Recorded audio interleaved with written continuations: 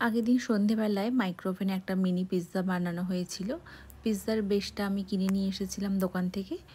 সেজন্য মাইক্রোওভেনের ওপরে যা আমি রেখেছিলাম সব এখানে নামিয়ে রেখেছিলাম। আজকে সকালবেলা ভাবলাম এগুলো আর মাইক্রোওভেনের ওপরে রাখবো না। যখনই কিছু বানানো হয় সব কিছু আবার নামিয়ে রেখে আবার ওঠাতে, তার থেকে বরং এই জায়গাটা একটু খালি খালিই থাকুক।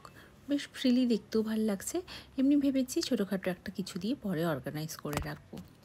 আজকে সোমবার, সকালবেলা ঘুম থেকে উঠেই স্নান, পুজো, রান্নাবান্না সব কিছু কমপ্লিট করে নিয়েছি।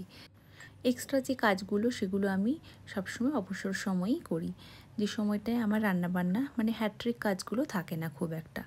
এই যেমন এই চিনির কৌটোটা খালি হয়ে গিয়েছিল, এখানে একটু চিনি ভরে রাখলাম।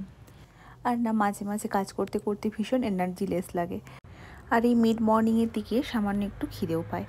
আজকের ওয়েদারটা বেশ একটা ঠান্ডা ঠান্ডা ব্যাপার, তাই মনেই হচ্ছিল অল্প একটু কফি বানিয়ে খাওয়া যাক। রেগুলার বেসিসে অতটাও কফি খাওয়া হয় না আমাদের, বেশিরভাগ চাটাই হয় বাড়িতে। একদিন আগে শনিবার সন্ধেবেলায় আমার বান্ধবী সুমনার বিবাহবার্ষিকী ছিল, আমি গিয়েছিলাম এই শাড়িটা পরে। এটা একটা শিফনের শাড়ি। এই ধরনের শাড়ি আমাদের সব বোনেদের কাছেই একটা করে আছে। আগে আগে এই ধরনের শাড়িগুলো খুব কেনাও হতো, প্লাস আমি অনেক গিফটেও পেয়েছি। এই ধরনের শিফনের শাড়িগুলো সচরাচর ওকেশন ছাড়া একেবারেই পরা হয় না।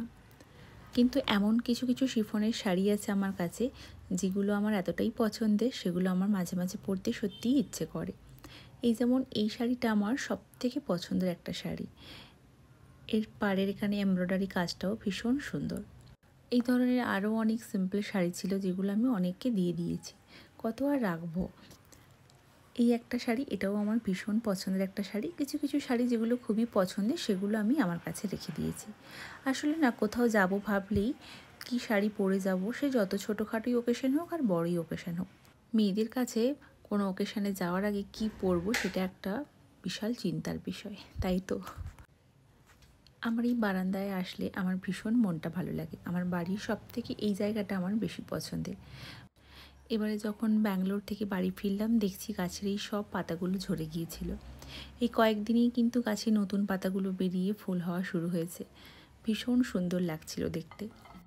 সোমবার দিনটা চেষ্টা করি একটু ভেজ খাওয়ার জন্য, তবে কোনো নিয়ম ছাড়াই। যদি কখনো কোনো ওকেশান থাকে সেক্ষেত্রে আর ওটা মেনটেন করা হয় না।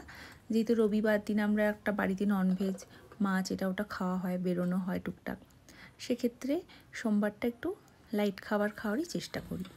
তাই জন্যে আমি আমার হাজব্যান্ড মিলে এটা প্ল্যান করেছি যে রবিবারটাকে ব্যালেন্স করার জন্য সোমবারটায় একটু হালকা কিছু খাবার দাবার খাওয়ার জন্য, মানে ননভেজটা অ্যাভয়েড করার জন্য। আজকে ভিডিওটা এখানেই শেষ করছি। সবাই খুব ভালো থেকো, সুস্থ থেকো। দেখা হবে আবার একটা নতুন ভিডিও নিয়ে। Bye bye.